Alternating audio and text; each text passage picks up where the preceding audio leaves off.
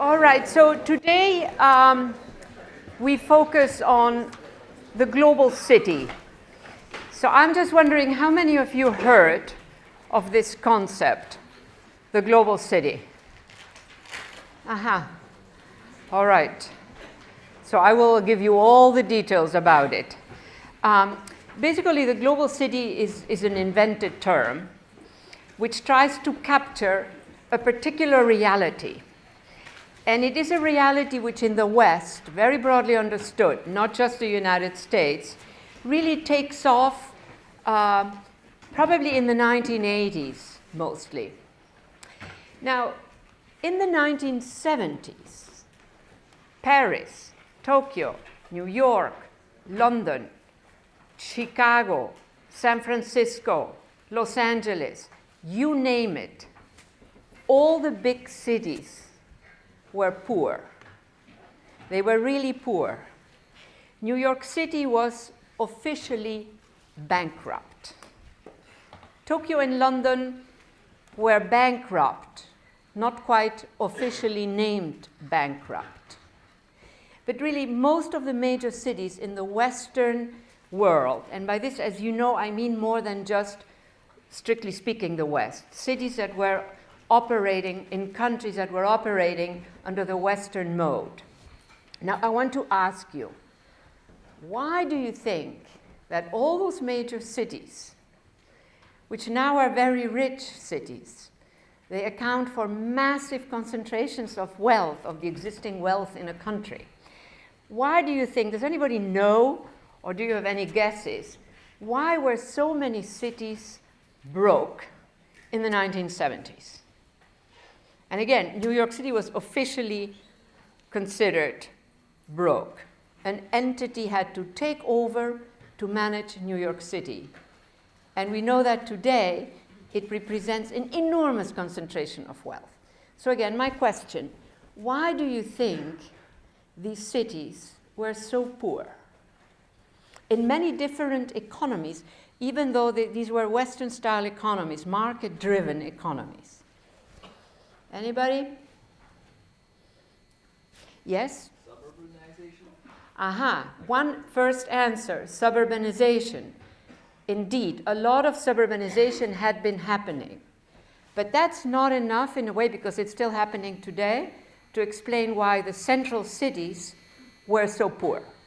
Right. So manufacturing had indeed been a key presence, a key economic vector, if you want, in most of these cities, including a city like Berlin, where today you don't at all think there was manufacturing. We know that in New York there was, we know that in Chicago there was. But so indeed manufacturing is changing, it's getting outsourced, right, to cheaper countries, et cetera, et cetera. Anything else? Somebody else had a hand up here. In the 1970s, these cities that rather soon after that become really rich, then they were poor. And so that is a moment that is sort of forgotten today. Today we assume a great city is going to be a rich city. But that wasn't the case, because the economy was different. So some of the key elements in the economy were that you had a lot of small-scale manufacturing, a lot of certain types of services, etc., that began to move out. The suburbanizing of the population was very big in the United States, certainly for New York City and Chicago, but not necessarily so much in some of the European countries. That was a bit different. But the point is that what begins to happen, what really makes a difference in the wealth function, is deregulation, privatization. In other words, you deregulate economic sectors, you privatize a lot of what used to be a public function, and globalization. Now, all three were very powerful vectors. They made a difference. They were also problematic. So time one, it looked great. Oh my God, we have more wealth coming in. Time two, that same thing that is a positive begins to raise the price of housing. I mean, just think of any major city, that happened in many places.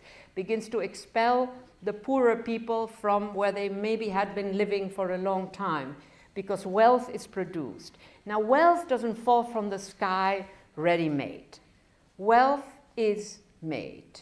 And so the issue that hangs in that privatizing and deregulating is that a whole new economy begins to install itself in these cities. Now, I want to emphasize two trends.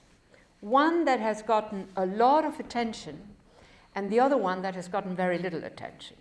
So the immigration issue that one of you mentioned, right? We have a lot of, for a whole variety of reasons, a lot of immigrants coming. Let's just think New York, just to keep it clear. But this holds also for Chicago, and it holds also for all kinds of other cities beyond the United States. But just to simplify the matter, let's think New York.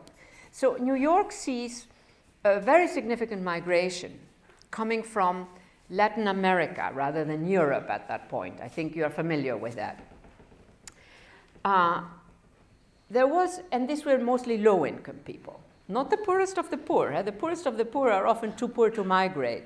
The migrants are never the poorest of the poor, very, very rarely. They might become poor in the process of becoming migrants, but you know, but they were lower income in many ways. But there was a second migration into New York City that got very little attention from a lot of the people working on the city. And that second migration was a migration of mostly Americans, in other words, people who were living in the United States, who moved to London, and they were young. So it was an internal migration, very significant. Highly educated, young, and American. And so I was looking at the data, and I decided, wait a minute, and nobody had noticed that. What people were seeing was a New York City where the buildings were decaying, where the services, the general urban services had become very, very bad, where there was quite a bit of racism, police brutality, drugs, imprisonment, I mean, you name it. And the middle classes were, guess what, leaving the city. They wanted to live in the suburbs. Whoever could leave for the suburbs, so to speak, that's an exaggerated image, but you know, it's a familiar image if you want. They just moved to the suburbs. Now, the newspapers, this is very important. I want you to listen to this because this is part of a logic that I want to then develop in a more abstract way, okay? So if you read the newspapers would have headlines like, and this just was happening for years in the 1970s and into the early 1980s. Yet another bank left. Yet another insurance company left. Yet another blah, blah left. All the big corporates, very traditional corporates, were leaving. So when you talked with people, when you saw the sort of degraded condition of the city, and when you read the newspapers, you got a story of a city that was dying, that was poor, etc. Now, for a whole variety of reasons, sort of a mix of elements, I had the impression that there was something else also happening. And I have to tell you this story. So I went to some meetings. I was very young then. I was very foreign. And maybe because I was a foreigner and I didn't hang out with the experts, I was beginning to get another image. Like I had picked up on the fact that these young migrants were moving, right? These young, highly educated people were migrating to the city, mostly, as I said, Americans, etc. But I was picking up on a few other things as well. So when you looked at the newspapers, as I said, would just say, everything is leaving, New York City's finished. And it was a decaying city, there is no doubt about that, all right? But so I remember to some meeting, this is like, you know, now we enter whatever, but anyhow. So I went to some meetings of experts. New York City is full of experts about the city, full of it. And they were, at that point, I must say, mostly men. And so I remember, and I was truly a newcomer. I was a greenhorn, as they used to say in the old centuries. And so I saw a group of these men, and they had just given talks about New York City. Everything is going down, it's losing it. Yeah? And so I went up to them and I said, well, Hi, I'm also working on cities. Now we're talking very long time ago, right? So I was truly young. And I said, I'm also working on cities, and I was just wondering, what do you think is happening on Wall Street? And these guys, and they happen to be all big, and I'm short. And so these guys looked at me like saying, who is this little microbe who just arrived here at our little group? And they were so silent that I kept talking. And so I said, I would really like to get into Wall Street. Can you help me? You seem to be such experts on the city. And at that point, they like a little symphony, like prearranged stuff. They all started to laugh like, wah, wah, wah, that kind of laugh, right? And so they say, I'll never forget this one. They say, you know what? Wall Street during the day is ours. These were researchers, they were urban researchers, they were not people from Wall Street.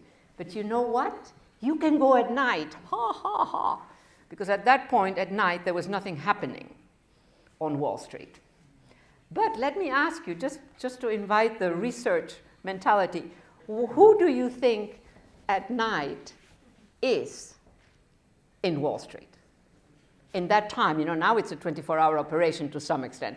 But, that many years ago, 25, 30 years ago, who was there? Maintenance staff. The what? Maintenance staff. Exactly, the cleaners. They were there. And so I had done a study, as it happened, on Dominican migrants in New York City. I was doing work on immigration. And so I decided, okay, I'm going to check with my buddies here. And I grew up in Latin America, so I spoke Spanish with them. And I said, does any of you clean on Wall Street? And it turns out that Wall Street at that point, at night, was the domain of the Dominican community in Manhattan, actually. So it was also very good. And so I said, because this is the language, I said, can I go have lunch with you? And they said, yeah, come. Lunch is at midnight, you understand, right? But that's the language, lunch. So I went at night to Wall Street. And Wall Street at that point was absolutely not 24 hours. And the cleaners, when you think about it, they have access to everything.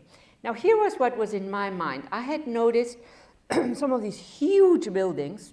Wall Street had a lot of very big buildings where the big insurance companies, the big traditional banks had been, etc. And they now look very empty. People were just always, as I said, the media were saying, everything is leaving New York is dying, etc. And so I went to them, I had lunch with them at midnight, and I said, but for whom are you cleaning? Since all we hear is that all the firms are leaving. You understand? And so the guy, the top guy, he said, venga que le muestro. Come, I'll show you. And so he shows me inside these hulky buildings, these huge sort of old-fashioned buildings, were all these very small, very elegant, super rich type, smaller firms. And in this one building where we were, he said, there are 70 nationalities, the guy tells me. Now remember, the cleaners, they have access to everything.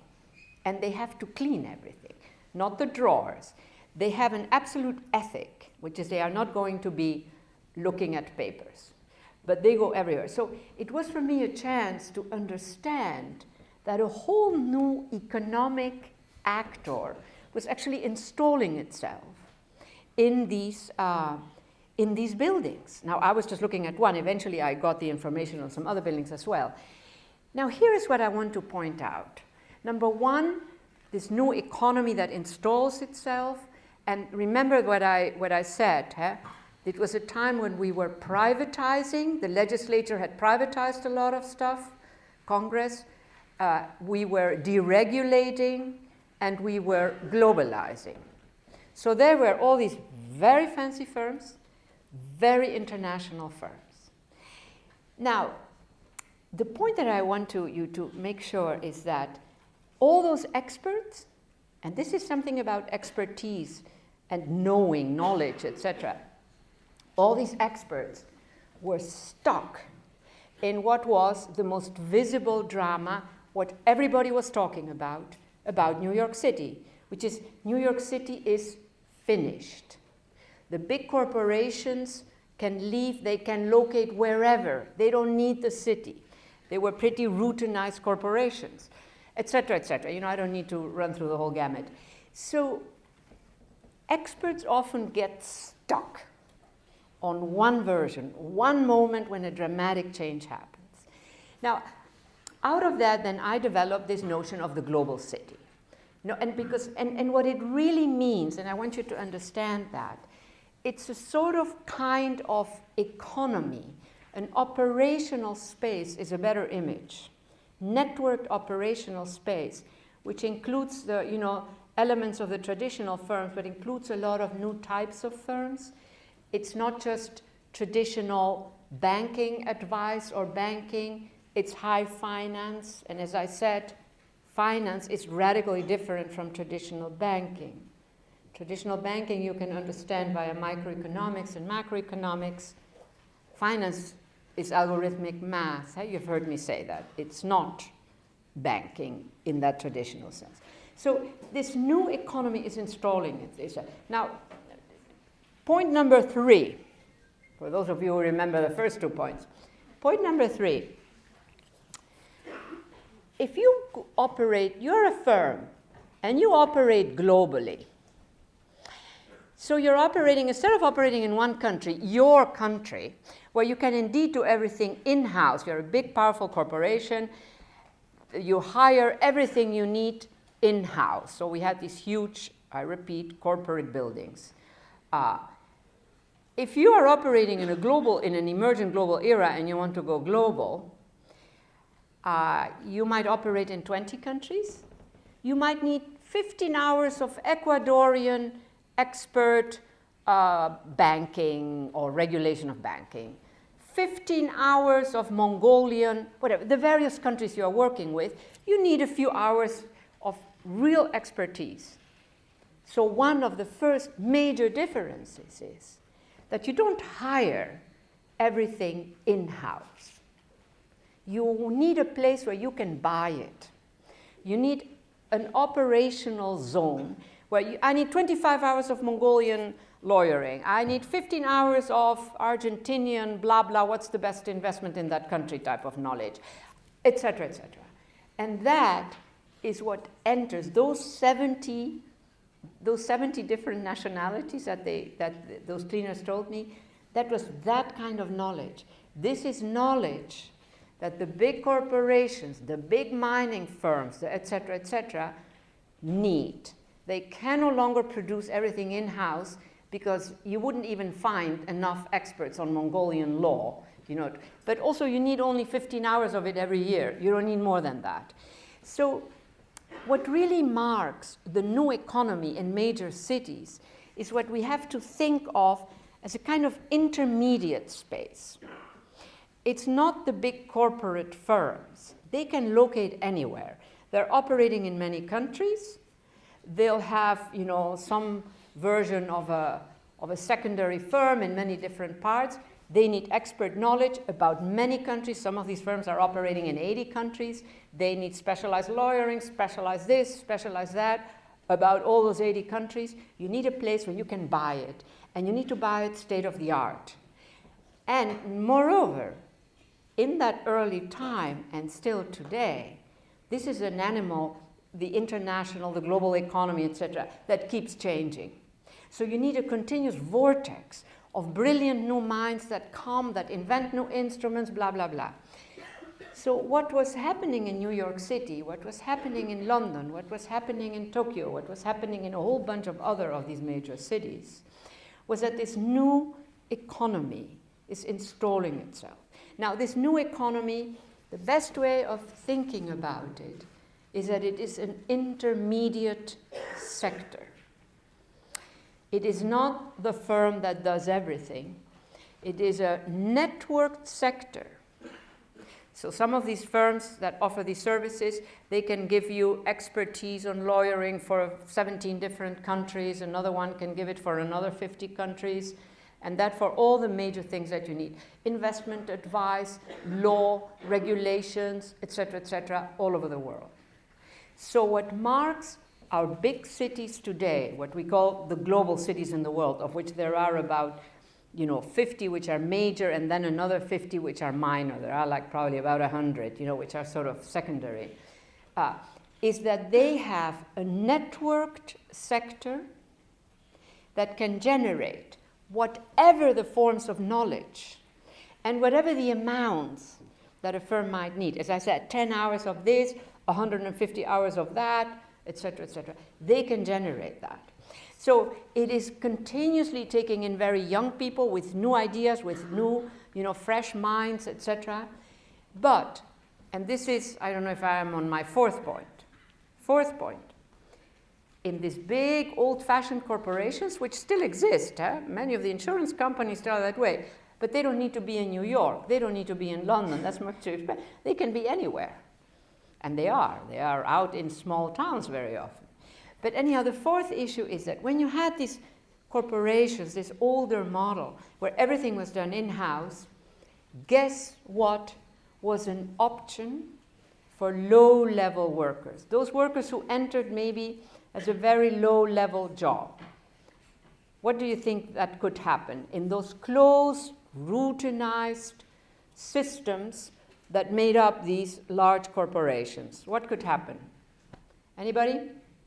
Yes? They get promoted. They get what? They could get promoted. They could get promoted. If you were good, you could move up. And out of that, it was also an economy in a way that enabled the working classes to do better, the middle classes to do better. So you were in a sort of a closed system that was also like a big mama. You could sort of move up. In this new model, in other words, at that point, the big corporations, the state-of-the-art corporations, promoted, internal promotion was a thing, etc. You could have. Today, not at all. Today, you've got to be brilliant, and people get fired, etc. But you arrive there ready to deliver the absolute best version of whatever they're asking from you. That is what you produce. But the notion that you're going to have long chains where you go from low to middle, etc., that doesn't happen. This is a brutal word. It's brilliant. Brilliant minds. I already mentioned to you, right? When you walk into Goldman Sachs, where the secretaries used to sit, you now have 100 physicists. Brilliant minds. Well, it comes with a high price to a larger social sort of social condition. Now, what I want to do next is I want to run you through sort of a few four dynamics through which we can synthesize this which I've been trying to explain to you, this new mode in which about 100 major cities across the world function today, with number two, huge shadow effects on smaller cities as well. So time one, that routinized, etc., was probably more boring as an economy, but also more generous towards modest classes having upward mobility. This current one is pretty brutal. Now, it must also be said that in some of these sectors, once you are in the top level, you can really benefit enormously. There are a few other aspects that I don't want to burden you too much. What is the meaning of the corporation, on which there is a huge literature, and the standard economic text gives you a rather positive description of the corporation as an entity, where you don't have an owner controlling, but you have a whole set of people who are basically hired, making sure that the corporation works. But it has really, I would say, worked also in many, many very negative ways. We know that the top levels are getting more and more, and less go, say, to the investors, etc., etc. So there are problems, but we don't need to get into that. Now, here's sort of four dynamics that explain the development and the existence of global cities. So I just gave you a bit of an introduction to that. So here is the issue that we need to understand, that we need to sort of be able to explain, right? So why the leading sectors of the economy, which are rich enough, that's very important, they are very rich, those leading sectors, which are rich enough to buy whatever technologies it would take to disperse their operations. This fantasy, you know, I can be a Wall Street dealer sitting in the mountains of I don't know where. Yeah, you can, but that's probably then you're in a very routinized sector. You can do that, but not if you are at this cutting edge where innovations are continuously happening, new sort of legal options are invented, often a bit irregularly, I would say. So brilliant minds who are continuously moving. So rich enough to buy whatever technologies it would take to disperse their operations across the world, go to the lower cost sites, avoid expensive office buildings, allow their workers to work online from home, etc. Why do they still, those sectors, need dense concentrations? This is the question, okay? Of resources, people, talent, and all of it state of the art. So in a way, a country like the United States has many economies. This state of the art, very, very innovative, very continuously aggressive, very good at capturing wealth, that is one of them. It has a huge shadow effect over other sectors. So that is what we're trying. That's the global city function, okay?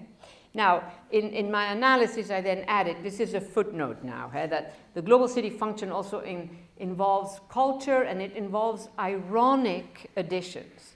So we have, for instance, immigrants and activists with few resources who can use some of those infrastructures for their purposes.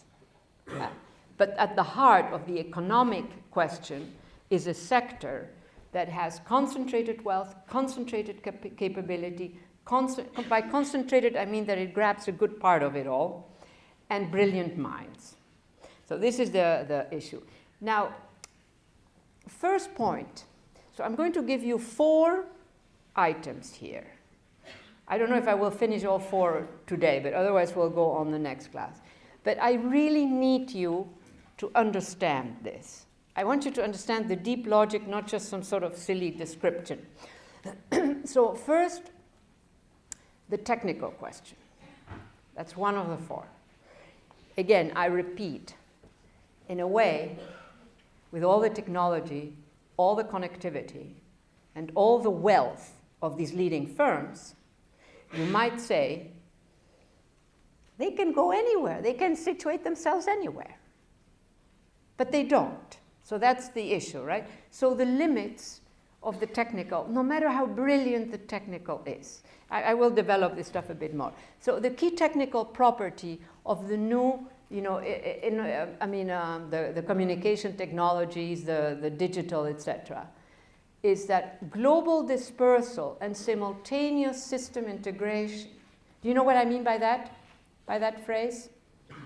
In other words, these firms, they could put most of their activities wherever is the cheapest and still be communicating. But they don't. They all want to be, you know, in these major financial centers. There are also other kinds of centers, but finance is always one key part in all of that. So that is the issue. If you just look at the capacities of the technologies, you have to say, oh, somebody, is this gone? Don't tell me the battery is gone. Can you hear me? They somebody doesn't like what I'm talking about. But I think. But we can use this in the meantime. Yeah.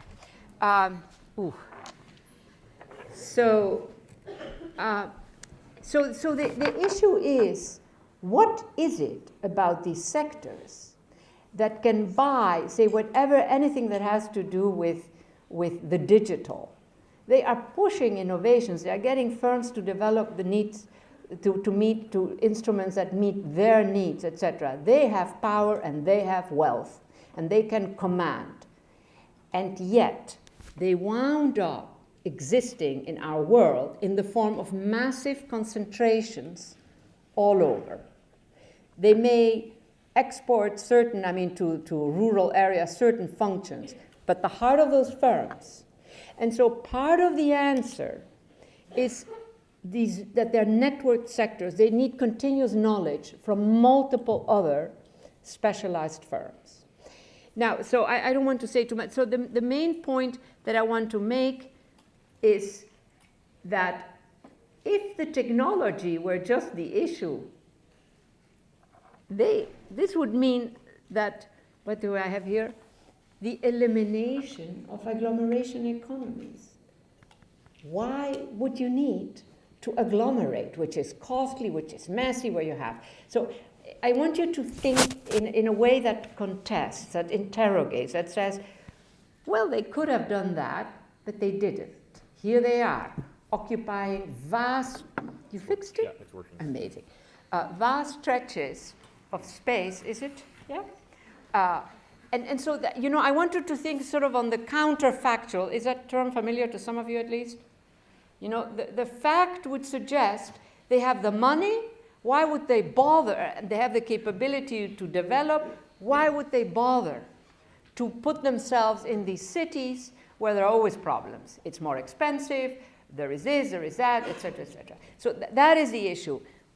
In other words, technology by itself, no matter how powerful, no matter how you can connect across the world, it's not enough. And I must say that in much of the literature, this is a fatal flaw that one sees. That they assume if the technology is there, that you can be dispersed and communicate, why would you not disperse? Since any agglomeration is going to raise costs of a certain kind, at least for the buildings, let's say. So that is one kind of issue.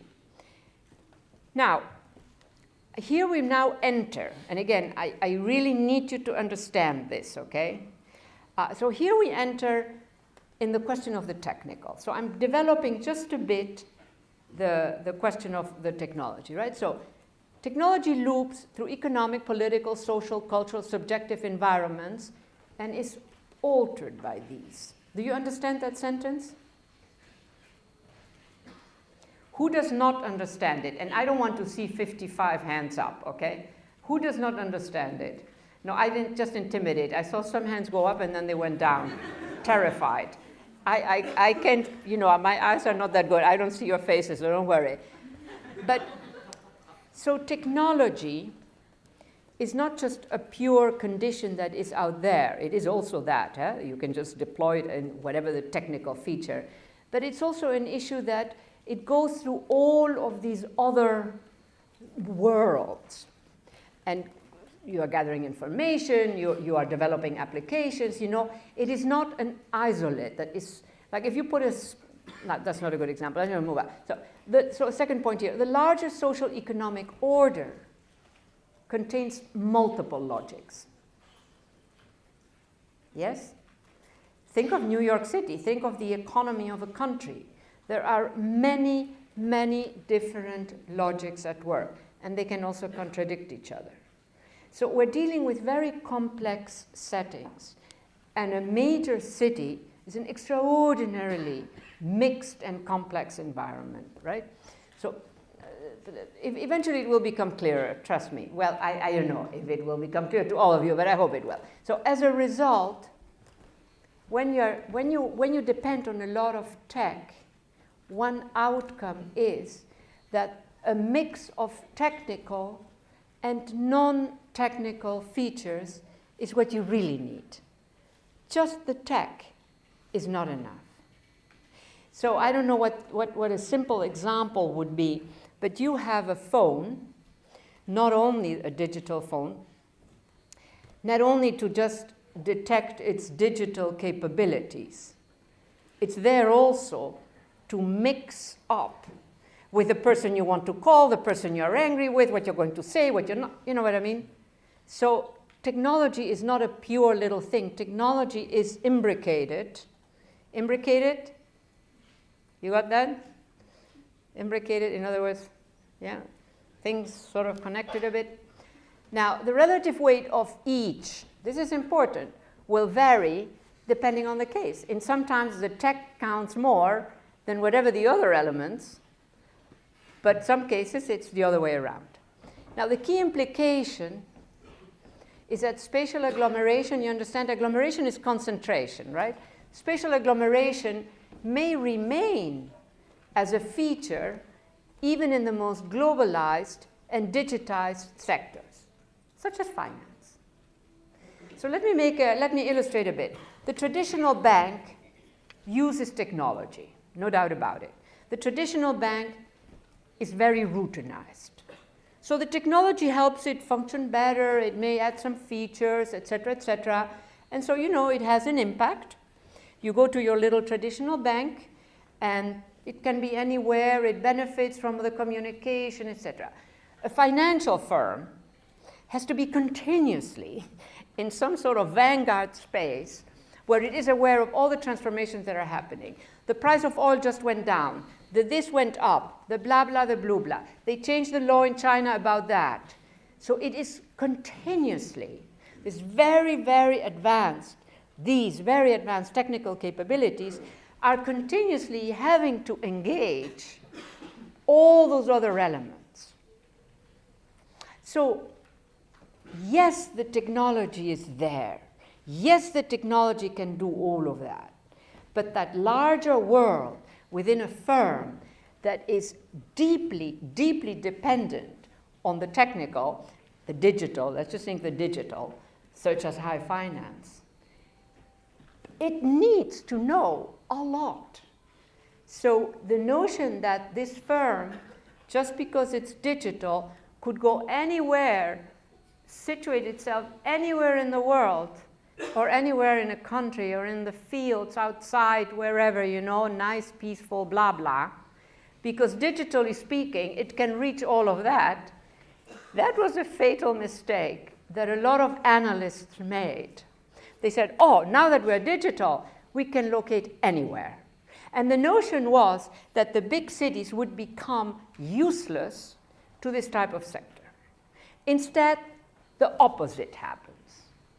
Now, I'm going to give you 4 reasons. This is one. I thought this one was the easiest, but I don't think it's that easy, really.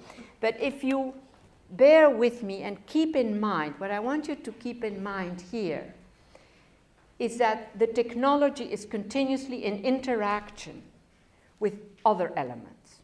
If you're a firm, if you're a financial services firm, just to take the biggest extreme, you absolutely depend on the technology. You absolutely depend on it. But the technology alone is not enough. You need knowledge about all these other things. That feeds. So don't give up yet, all right? So this is the first logic. Here comes an easy part. So the other part of this is that the dense environment accelerates, enables, etc., this mix of extremely high technical capacities and all these different realities that are also part of whatever a firm will do. Now, I'm talking about the economy here. It might be very different if you're talking about, NASA or so that is trying to put a satellite in orbit. Talking about the economy and talking especially about that sector which is the most financialized and the one that has today, or maybe now it might start changing, but not yet, that has for the last 30 years made it visible that it needs the most concentration of diverse forms of knowledge, of diverse forms of expertise, etc., and right there. Not anywhere in the world, right there, wherever it is. So that is the point here. Now, so the densities, I just wanted to show, here the point that I'm trying to make and this is sort of a generic illustration for a lot of the issues.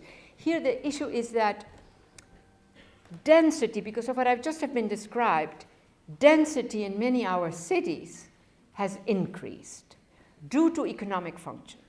A lot of people went to the suburbs, to live and homes, etc. And the technical revolution, the digital revolution should have meant that people can locate anywhere, including financial firms. There was a lot of talk about that a long time ago, before many of you were born, probably. It turns out that density in cities has increased. It has not decreased. And it is very much led by economic actors rather than, say, families who decide that the suburb is boring, I want to live in the city. That might also have happened, but it was led, this is important, by leading firms, not by traditional routine, no, by leading firms, finance being really a major one. Now, yeah, okay, fine. So this is Mumbai. I just want to, so the point that I'm trying to make here is that density, built density, can take extraordinary range of formats, but that we see it in many of these cities. One very extreme case is actually London, but anyhow, we'll get to that. So this is Mumbai, and this is New York City. Now, this is not, by the way, an image. This is in terms of residences, workplaces, etc. It's a measure. Now, what is interesting is that Mumbai is actually far denser than New York City. I'm sorry. This is Shanghai. This is London. Now, London is a very peculiar city compared to the others.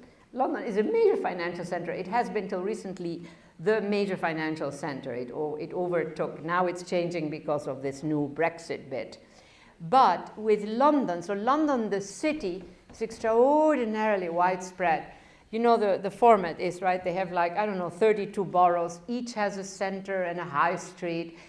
It is a beautiful model. I think it works rather well. This is Mexico City. This is London. Now I want to go back to London. So this is London population. This is London workplace. Now in London, I show it for London because London is the most extreme case. In the other cases, it's not as divided as here.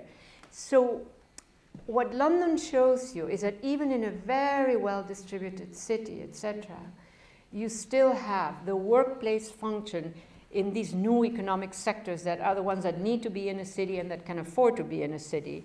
You know, besides the low-cost services, that this is an extreme level of concentration, clearly. Now, I'm not going to focus on this. I'm not going to focus on this. So here, again, this is Sao Paulo. This is workplaces. That's extreme also.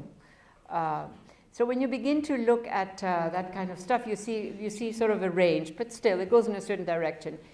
Now, second point, second element, the global economy, like any economy, is not a given. It is made. I just want you to, because once I say that, my hope is that you understand there was work, there were activities, there were preferences, there were this, there were that made those economies. That also explains partly, I'm just now talking just about economies, not even the global economy, why, say, a city like New York and Chicago, which are both leading financial centers, are absolutely different. They're completely different. They don't compete with each other, really. They compete on certain little things.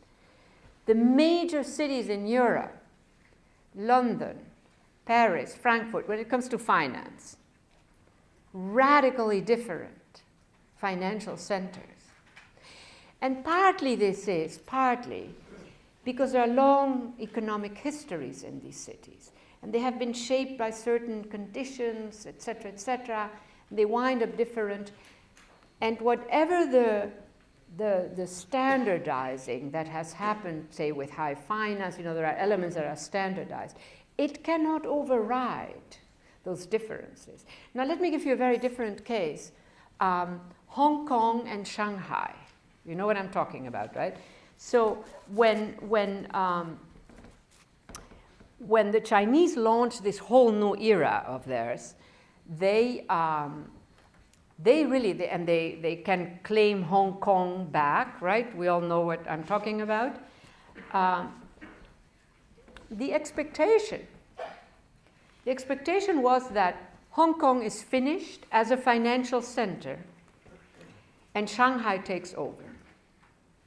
Shanghai got an enormous amount of attention and resources from the central government of China. Central government of China, People's Republic, very much wanted Shanghai to become the dominant financial center. And I will say, a lot of the experts, I remember getting engaged in quite a few debates at the time here in New York. A lot of the experts were saying, Hong Kong is finished.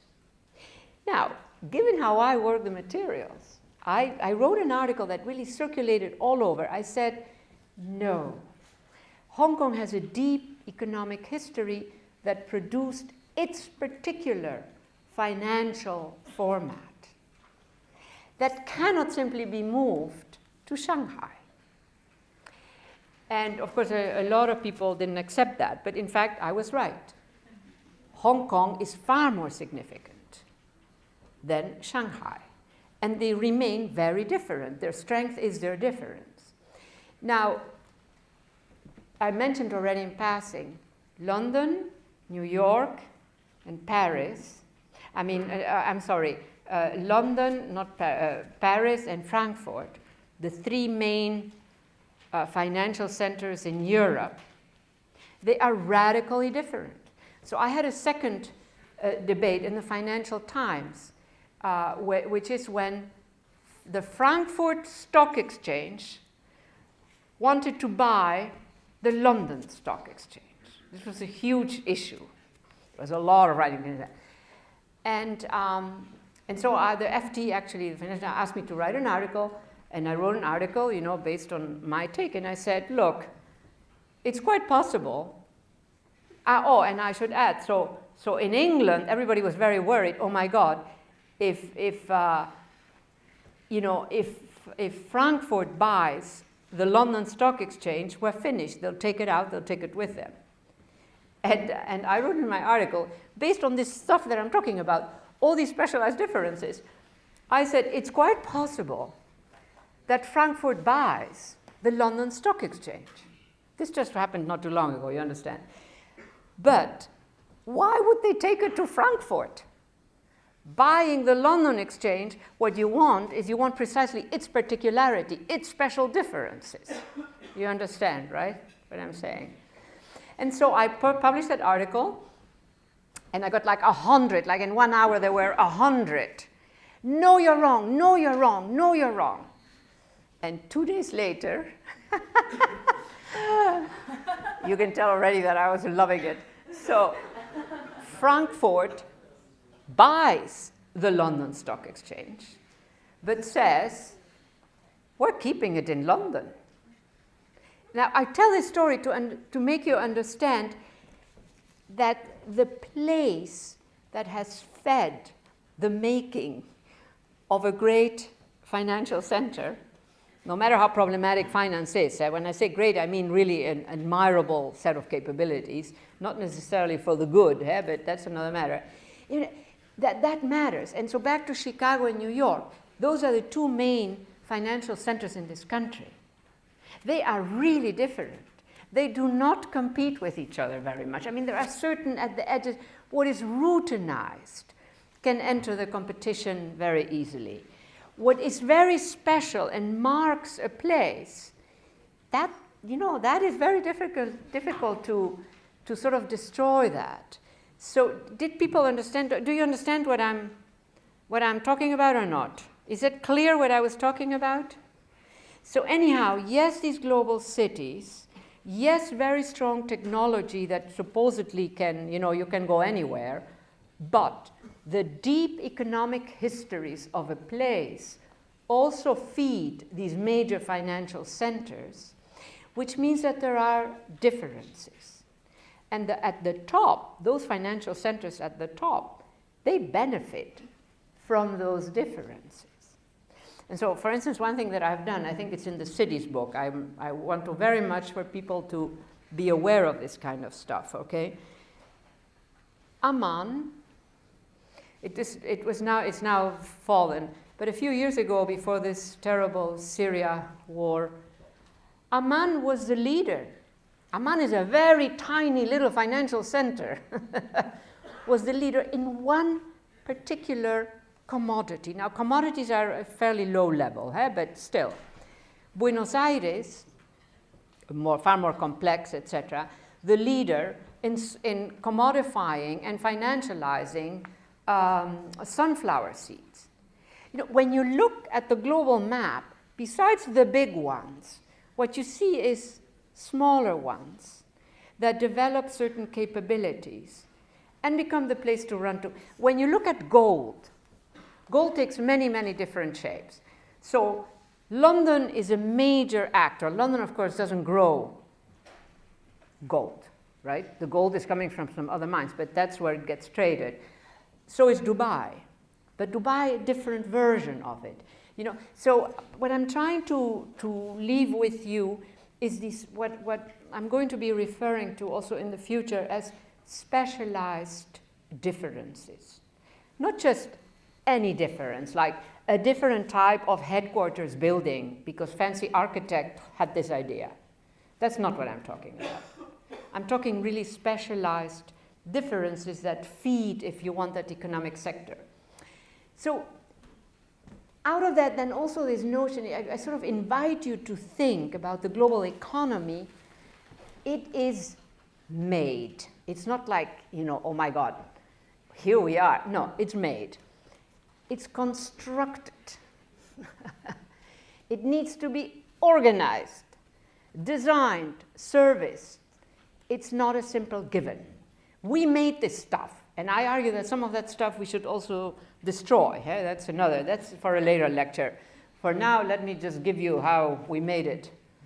And frankly, what we have right now is very problematic. I don't know if people are aware of that, but anyhow.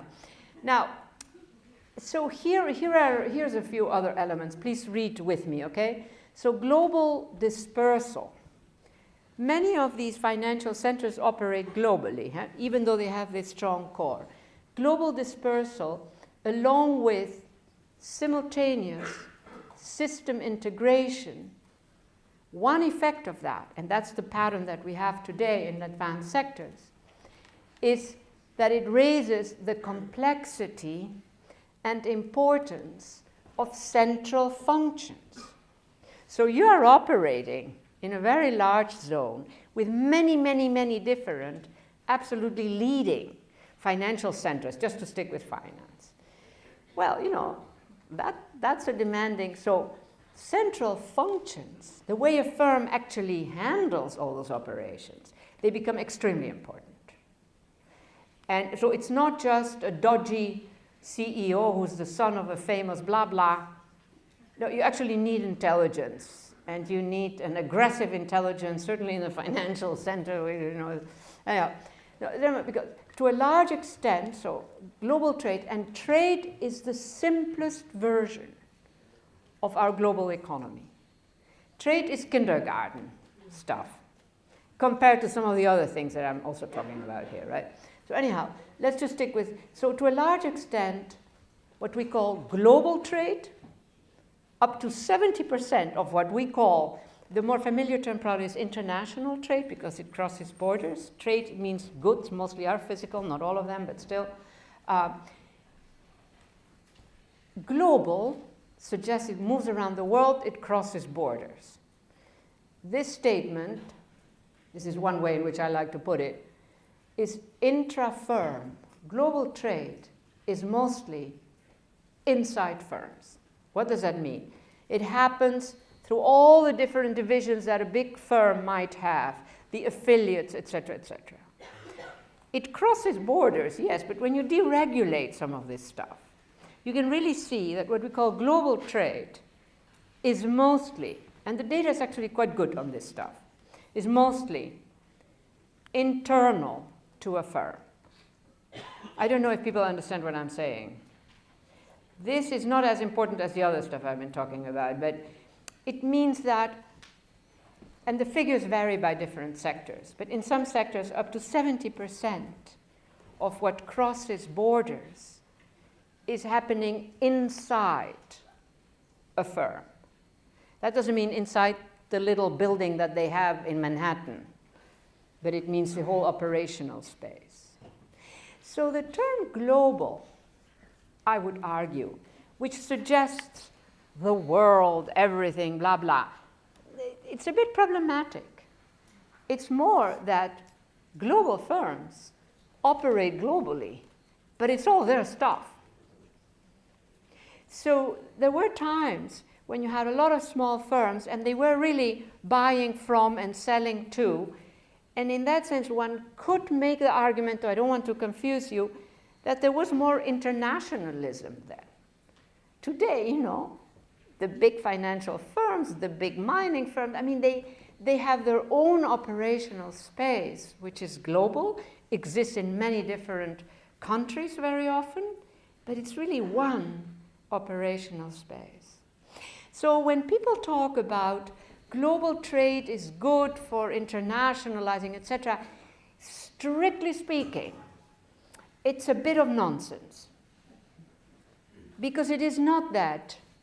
It is a big operational space of, you know, we have about 100 major corporations. We have, you know, what they just, I mean, just to give you a very simple example that I have talked about already, Nestle and Coca-Cola, their water bottling function, means that they are in many, many different places of the world. They're very international, if you want. But it's one firm, well, you know, Coca-Cola, Nestle, whatever, extracting water in many different parts of the world, including California. So what kind of globality is that? Whereas you could say that when you look at, say, the cultural space, there you actually have an exchange. Something does move from one world, one country, to another one. That's a very different kind of globality. But these very major corporations, major firms, they have created an operational space for themselves that consists of these very concentrated nodes and then capabilities to encompass a huge zone. Now, when you're dealing, in other words, coming back to that final point, right? So you're a big firm that is operating globally, but you are in command of all of these different things.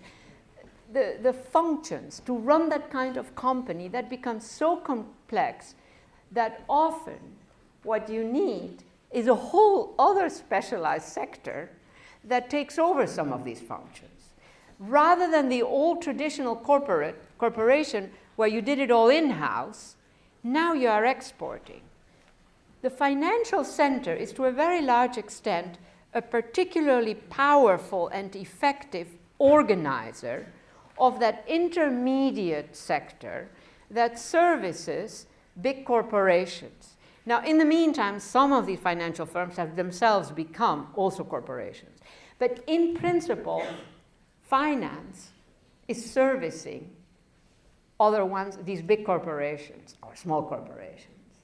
So that might be just a bit too complicated, but anyhow. So that they are increasingly outsourcing specialized services to specialized firms. So this means that there are endless chains often, you know, one thing after the other. Now, this complexity, and by the way, Amazon is a very simple version of that. So Amazon has its own headquarters, its own, but you know, they bring in a lot of stuff that has already been made from all kinds of different sectors, right? So that is a very physical, simple version of something that in finance becomes much more complex and abstract, you know, et cetera, et cetera. So I'm going to leave you, this is the final, okay, so you can go eat. I am also hungry, by the way, so that's fine. This complexity plus market uncertainty. Now put yourself in the image of one of these corporations, right? Imperfect knowledge. No knowledge is ever perfect about these, you know, moving animals. Changing conditions. All sharpened under globalization. When you were just operating locally, okay, you know, okay, the floods come now, the locusts come then, whatever, you know. But no, when you're operating like that, when your operational space is truly global, so all sharpened under globalization. This means that these big firms benefit from agglomeration. Those firms that are creating the services, that saying, the lawyers that are saying, yeah, you can do that, yes, they need each other. That's a very specialized knowledge world. This is a new logic for the spatial concentration of firms. That amazing thing that Manhattan now is with so many firms, you know, when 30 years ago, it was dead. Nobody wanted to be there, more or less. So means these firms benefit from agglomeration. This is a new logic for the spatial concentration of firms. They need each other because nobody has perfect knowledge. If they're servicing a client that is operating in 70 countries or in 40 countries, they need to buy all kinds of specialized knowledges. So Manhattan, for instance, and the financial services are that too. It's about making knowledge, buying, getting it, et cetera, for so many different countries in the world. So that is a kind of operational space. It's a radically different economy in these cities from what it used to be. This is a new logic for the spatial concentration of firms. Interactivity among these service firms and the need for multiple specialized inputs on the side of headquarters. I'm going to get back to this next class, but bye-bye, people. Thank you.